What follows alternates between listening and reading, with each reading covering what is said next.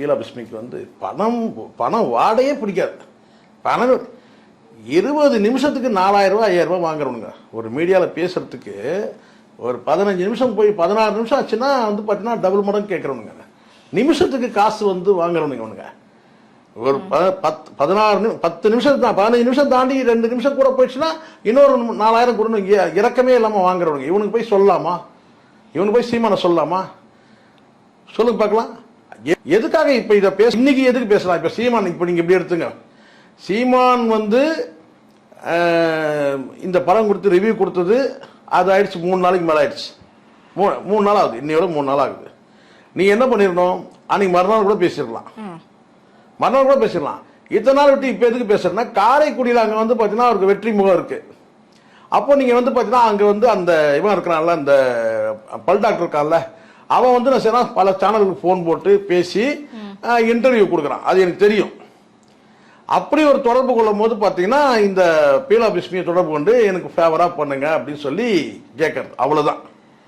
இதுதான் ஒட்டுமொத்தமாக ஒரு குறிப்பிட்ட ஒரு வேட்பாளர் மட்டும் பேசினா அது வந்து வெளிப்பார்வைக்கு தெரிஞ்சிடும். இப்போ என்கிட்ட கேட்குறாங்கம்மா, ஓப்பனாக சொல்கிறேன், ஒரு 2 கேண்டிடேட் வந்து ஒரு முக்கியமான கட்சியை சார்ந்தவங்க தான் ஃபோன் பண்ணி கேட்குறாங்க, சார் எனக்கு பிரச்சாரம் பண்ணுங்க. ஒன்று ஆளுங்கட்சி, ஒன்று ஆண்ட கட்சி. சார் எங்கள் வந்து இந்த மாதிரி ஒரு இஷ்யூ ஒன்று இருக்குது சார், அது வந்து பேசுகிறாங்க, அது கொஞ்சம் இது பேச முடியுமா சார்? இல்லைங்க, நான் வந்து தனிப்பட்ட ஒரு இண்டிவிஜுவல் யாருக்குமே நான் வந்து பிரச்சாரம் பண்ணுறது கிடையாது, அப்படி தான் அப்படி ஒரு கான்செப்ட் எடுத்து நான் பேசுறது இல்லைன்னு சொல்லிட்டேன். ஜென்ரலாக பேசணும் தவிர ஒரு குறிப்பிட்ட ஒரு கேண்டிடேட்டை வந்து ஆதரிச்சோ இல்லை அந்த லோக்கலில் இருக்கிற அந்த பிரச்சனையை வச்சு மையப்படுத்தி நான் பேசுறதுன்னு சொல்லிட்டேன், முடிஞ்சிச்சு.